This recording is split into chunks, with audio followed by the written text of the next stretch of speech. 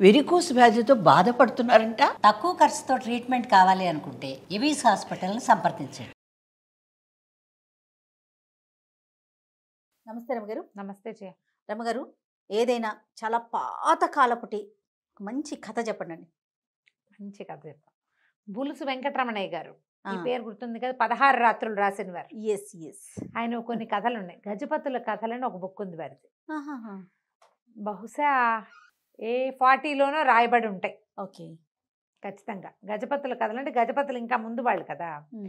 ఇది బహుశా ఆ కథల్లో అన్నీ మనకు ఎలా కనపడుతుందంటే ఈస్ట్ ఇండియా కంపెనీ వాళ్ళ పాలన స్వాతంత్రానికి ముందు. అప్పుడు పరగణాలుగా, తర్వాత జమీందారీలుగా అలా ఉన్నాయి కదా, చిన్న చిన్న రాజ్యాలుగా. వీళ్ళంతా సంవత్సరం తిరిగేసరికి శిస్తులు కట్టాలి గవర్నమెంట్కి, అవును, కంపెనీ వాళ్ళకి కట్టాలి. అలాంటి కథలు కనపడతాయి. బాగుంటాయి, ఇంట్రెస్టింగ్గా. కొంచెం భాష బహుపురాతనమైన భాష, ఓకే. చదవాలి, ఉంటుందా? గ్రాంధిగా ఉంటుంది. పాతకాలపు మాట్లాడే భాష అన్నమాట. అయితే అందులో జగన్నాథరాజు గారిని ఒక దివాన్జీ ఉండేవారు. జగన్నాథరాజు గారు చాలా గట్టివాడట. అయితే ఈ దివాన్ల వల్లే, అంటే ఈ మంత్రి గారి వల్లే పరగణాలు సరిగ్గా నడిచేవి. రాజు చాలా చిన్న చిన్న కోటలు ఉండేవి, రాజుగారులు ఉండటము. తర్వాత కంపెనీ వాళ్ళతోటి వీళ్ళు కొంచెం సామరస్యంగా పోవటము, వాళ్ళకి కట్టాల్సిన డబ్బులు జాగ్రత్తగా కట్టేసి ఫ్రెండ్షిప్ చెడకుండా, ప్రాబ్లమ్స్ రాకుండా చూసుకోవటము, అలాంటివి విషయాలు చాలా కనపడతాయి ఆ కథలో. జగన్నాథరాజు గారు ఈ 2-3 కథలు చాలా ఇంట్రెస్టింగ్గా ఉంటాయి. ఆయన ఎంపిక ఒకటి ఆ కథల్లో. జగన్నాథరాజు గారే దివాన్గా ఉన్నప్పటిదన్నమాట. ఒక కొత్త మంత్రిని, నేను వృద్ధుడిని అయిపోయాను, కొత్త మంత్రిని పెట్టాలి అనుకున్నప్పుడు ఆయన ఏం చేశాడు అదొకటి. ఈయన ఒక చిన్న ఉద్యోగిగా ప్రారంభించి ఈ రాజుగారి దేవుడిలో క్రమంగా ఆయన దివాన్గా ఎదిగారు. అయితే ఏంటంటే ఆయనకి తనేం చేసినా స్పెషల్గా చేయడం ఆయన పద్ధతి. ఆయన మార్క్ ఉండాలన్నమాట. ఓకే. ఓ బట్టల సెలక్షన్, పరగణాలు అందరికీ బట్టలు పెడితే ఇవి రాజుగారు కొన్నారు అని తెలియాలి. అలాంటి ఒక క్వాలిటీ పంచ్ అనమాట. అయితే ఈయన ఏం చేసేవారంటే కంపెనీలో ఈ చాలామంది వచ్చేవాళ్ళు, కలెక్టర్లు, వాళ్ళు వీళ్ళు పెద్దవాళ్ళు, ఆఫీసర్లు వస్తే పరగణాలన్నీ చూసుకుంటూ పోయేవాళ్ళు. చూసుకుంటుంటే తమ దగ్గరికి వచ్చిన వాళ్ళకి విశేషంగా మర్యాద చేయటం, భోజన భాజనాదులు చక్కగా అరేంజ్ చేయటం, వాళ్ళకి వసతి చాలా చేయటం, తమ పరగణాలు తమ ఊళ్ళల్లో ఉన్న అన్ని చోట్ల వాళ్ళు ఎక్కడ మకాన్ దిగితే అక్కడ ఖచ్చితంగా వాళ్ళకి తిండి నిద్ర అన్నీ అరేంజ్ చేసేవాడు అనమాట. మంచి అంచెల మీద మాట్లాడించి చాలా ప్లాన్డ్గా చేసేవారు. అయితే ఈయన ఏం చేశారట, తన ఇంటికి వాకిట్లో ఒక లక్క పందిరి వేయించారు. లక్క పందిరి అంటే అది ఎలా ఉంటుందంటే లక్షాగృహం, లక్క తెలుసు కదా మనకి, పాండవులు నాటిది. ఓకే. అది ఒక నిర్మాణం. లక్క పందిరి వేయటం అనేది ఒక ప్రత్యేకమైన నిర్మాణం. ఇంచుమించుగా మన మండువా పెంకుటిల్లు లాగా, వర్షం పడినా కదలదు. తర్వాత దానికి కుచ్చులు వేళ్లాడుతుంటే వాటి మీద రామాయణం మీద ఘట్టాలన్నీ, మొత్తం రామాయణం అంతా పెయింట్ చేయబడి ఉంటుంది. అక్కడే నుంచుంటే అదంతా ఇట్లా చూస్తుంటే మనకు అదంతా కనపడదు. చిత్తరువులు ఉంటాయి, చాలా స్పెషల్గా ఉంటుంది. తెల్లటి క్లాత్, తర్వాత లక్క రంగు గుడ్డలతోటి ఆ నిలబడిన కర్రలకు కూడా లక్క రంగు పుయ్యబడి అనే పట్టీల్లాగా ఉండేవి. అసలు చాలా పక్కాగా చేసేవాళ్ళు. అయితే ఈయన ఏం చేశారట, తన ఇంటి ముందు తన దివాణానికి ఈయనకు ఒక ఇల్లు ఇచ్చారు.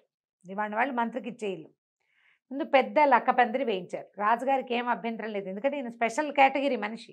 ఓకే. ఆయన ఏ పని చేసినా బాగుండేది. బహుశా ఇంట్లో ఏదైనా వివాహం ఉంటే చేశారో ఏమో. పెద్ద పందిరి వేయించారు. వేయిస్తే ఆ సంవత్సరం అది ఎట్లా ఉంటుందంటే దాదాపుగా 2 ఏనుగులు పక్కపక్కన నడిచి వెళ్ళిపోగలవు దాని కింద నుంచి, అంత పెద్దది. వాహనాలు వచ్చినా, రథాలు వచ్చినా వెళ్ళిపోతాయి. ఏనుగులే వెళ్తాయంటే ఎడ్ల బళ్ళు వెళ్ళవు, అవి వెళ్తాయి. కంపెనీ వాళ్ళవి కార్లు అంటే జీపులు లాంటివి వచ్చేవి. అప్పట్లో అవే కదండి, 18వ శతాబ్దంలో. అవును, జీపులు లాంటివి ఉండేవి. అవి కూడా 2 వాహనాలు ఎట్ ఏ టైం వెళ్ళిపోగలవు. ఇలా ఉండేది. పైగా ఒక తెల్లటి ఇది ఉండటం వల్ల చాలా హాయిగా బాగుండేది, దూరానికి అందంగా కనపడేది.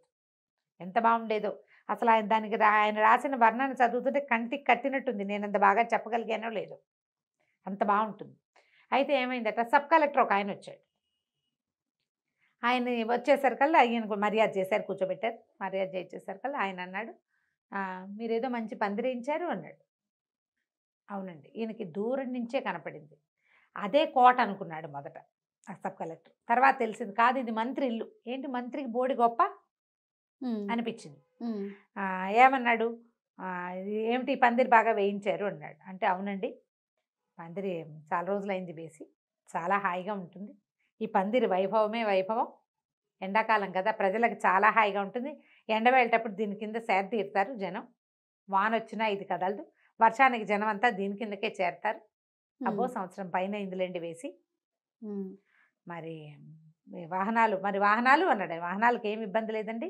రాజుగారు రాణిగారు ఎట్ ఏ టైం ఆయన ఏనుగు మీద, ఆవిడ రథం మీద, పాలకీ మీద బయలుదేరిన, అమ్మగారు పాలకీ మీద బయలుదేరుతారు. రాజుగారు ఏనుగు మీద, అమ్మగారు రథం మీద, అమ్మగారు అంటే రాణిగారు, అమ్మగారు పాలకీ మీద, రాజుగారి తల్లి రాజమాత, 3 ఒకేసారి వెళ్ళిపోతాయి. ఏమీ ఇబ్బంది లేదండి అన్నాడు. అది ఆయన తను చేసిన పనికి ప్రైజ్ ఎవరైనా గొప్ప మెచ్చుకుంటుంటే ఒక హుందాతనం వస్తుంది మనుషుల్లో. మీసం సవరించుకున్నాడు. అలాగే తీర్చేయండి అన్నాడు. అనేసరికల్లా అన్నాడు అది ఎవరికి ఇబ్బంది లేదండి అని చెప్పబోయాడు. ఇబ్బంది లేకపోయినా సరే ఇది పబ్లిక్ రోడ్డు, మీ ఇంట్లో మీరు ఏమైనా చేసుకోవచ్చు. మీరు రోడ్డు మీద వేసేటప్పుడు మాతోటి మొహరు వేయించుకోవాలి. మేము ఒప్పుకోవట్లా, తీయించేసేయండి అన్నాడు. ఈయన సర్ది చెప్పడానికి ప్రయత్నం చేసిన కొందే ఆయన కొర్రెక్కాడు కలెక్టర్. సరే సాయంకాలం లోపల తీయించేస్తాను అన్నాడు. సబ్ కలెక్టర్ గారు ఆయన ఇచ్చిన కాఫీ టీ అవి స్వీకరించి, కాఫీ టీ కాదు అప్పుడు ఏవో ఇచ్చేవాళ్ళు వాళ్ళ పద్ధతి ప్రకారం, వేడి వేడి జిలేబీలు, బెల్లపాకము అలాంటివి ఇచ్చేవాళ్ళు. అవి ఏవో పుచ్చుకుని వెళ్ళిపోయాడు. రేపు సాయంకాలం లోపల తీయించేస్తాను. సరే మర్నాడు ఆయన పొద్దున్నే అటు రాల, సాయంకాలం అటు నుంచి వస్తుంటే పందిరి అలాగే కనపడుతుంది. ఆయన వచ్చాడు. వచ్చాక సబ్ కలెక్టర్ లోపలికి వచ్చాడు. మరి లోపలికి వస్తే ఆయనకి మర్యాద చేయాలి. ఉన్నవాళ్లే ముందు కలెక్టర్ గారు బండి వస్తుందని చెప్పారు. జగన్నాథరాజు గారు వచ్చి గుమ్మంలో నుంచున్నారు. మీరు పైకి వచ్చారు.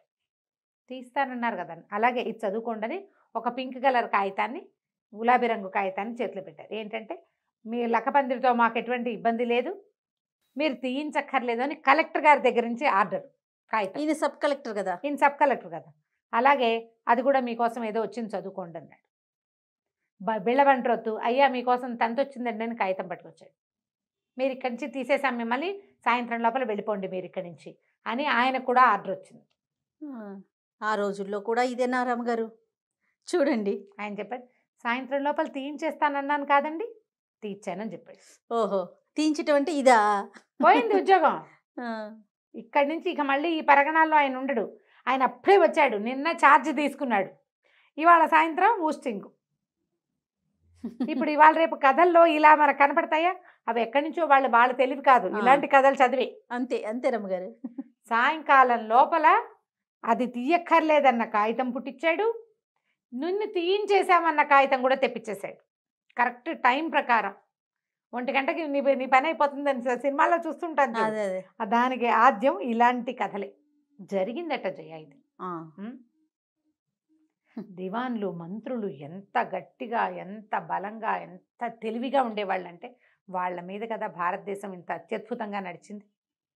రాజుల గొప్పతనం ఒకటే కాదు, ఆ రాచరికాన్ని నిలబెట్టగలిగేటువంటి దివాన్లు మంత్రులు వాళ్ళ తెలివి వల్ల, వాళ్ళ చాకచక్యం వల్ల. బ్రిటిష్ వారి పాలనకి లొంగలేదు రమ్మగారు కొంతమంది దివాన్లు, వాళ్ళ మాటలకి అట్లా లొంగిన వాళ్ళు ఉన్నారు. లొంగి చెడగొట్టుకుంటారు జయ. ఇప్పుడు తెలివి గల వాళ్ళు 100 మంది ఉంటే అందులో ఆశపోతులు 10 మంది అయినా ఉండరా? అది వాళ్ళ వల్లే కదా నష్టం. సెల్ఫిష్ గా బిహేవ్ చేసి, ఇది దేశం కోసం ఆలోచించకుండా సొంతం కోసం చూసి అలాంటి వాళ్ళకి ఆసరాలు ఇచ్చింది మన వాళ్ళే. అదే వాళ్ళకి ఎట్లా వాళ్ళు వచ్చారు, వాళ్ళని ఎలా వీళ్ళు ఒప్పుకున్నారు, వాళ్ళని మన మీద రాజ్యం చేసేందుకు ఒప్పుకున్నారంటే వీళ్ళల్లో ఉన్న స్వార్థపరులు, తెలివి తక్కువ వాళ్ళు. అంతే.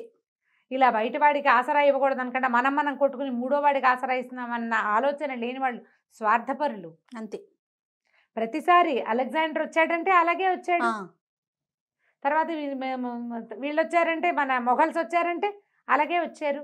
తురుష్కులు ఎలా వచ్చారు, రావటాలు, దాడి చేయటాలు, ఎత్తుకుపోటాలు, చంపేటాలు, ఎంత నాశనం చేశారు. మనలో ఒక లూప్ హోల్ ఎప్పుడు ఉంటుంది. నేను చెప్తున్నాగా, 100 మంది తెలివి గల వాళ్ళల్లో 10 మంది స్వార్థపరులు, తెలివైన స్వార్థపరులు ఉంటే ఇలాంటి ప్రాబ్లమ్స్ వస్తాయి. భారతదేశానికి పెద్ద సమస్య ఏంటంటే మన దగ్గర తెలివి గల వాళ్ళు ఎంతమంది ఉన్నారో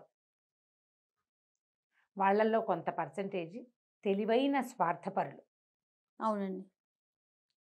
మనవాడు పైకి రాకుండా చేయడానికి ఏమైనా చేస్తారు వీళ్ళు, 2వ వాడికి ఆసరా ఇస్తారు. అలా ఇవ్వడం వల్లే మనం ఎప్పుడూ దాడులకి గురవుతూనే ఉన్నాం. ఎంత దోచుకుపోయినా ఇంకా భారతదేశంలో ఏదో ఒకటి ఉంటూనే ఉండేది. ఇక్కడ ఉన్న సంపదలు అట్లాంటివి భూతల స్వర్గం కదా. అవును. అంచేత ఇంకా ఇప్పటికీ ఏవో ఒకటి చూడండి, వస్తూనే ఇప్పటికీ ఉంటాయి. తవ్వకాలు అక్కడ బయటపడినాయి, ఇక్కడ బయట బయట- ఇప్పటికీ ఇప్పటికీ కూడా వింటూనే కానీ ఇప్పుడు చూడు రూపాయి ధర ఏమో రూపాయి విలువ మార్కెట్ పడిపోతుంది. పడిపోతుంది. ఇది ఒక సమస్య. అవును. ఈ జగన్నాథరాజు గారి కథ ఇంకొకటి కూడా చాలా ఇంట్రెస్టింగ్ గా ఉంటుంది. చిన్న బ్రీఫ్ గా చెప్తా, అది పెద్ద కథ కాదు, Okay. చిన్న కథ. ఇందులోనే చెప్పేస్తున్నారా? ఇందులోనే చెప్పేస్తా. రాజుగారట బాగా పెద్దవారు అయిపోయారు, ఎవరినైనా కొత్త మంత్రిని పెట్టుకుందామని చెప్పారు. కాదని ప్రభువులు బతిమలాడినా ఈయనని వృద్ధుండయ్యాను ఇంకా చెయ్యలేను, ముందు ఎవరినైనా తీసుకుని తర్ఫీదు చేద్దాం, వాళ్ళు తయారయ్యాకే మానేద్దామన్నారు. సరే అక్కడి నుంచి మనకు 10 రాశారు. తెలివైన వాళ్ళు ఇలా ఉండాలి అలా ఉండాలి పలానాది కావాలని రాశారు. రాస్తే 100 మంది వచ్చారట. సరే 100 మందిని చెక్కింగ్ ఈయన చూస్తూనే ఉన్నాడు. 100 మందిని ఎట్టబెట్టారు.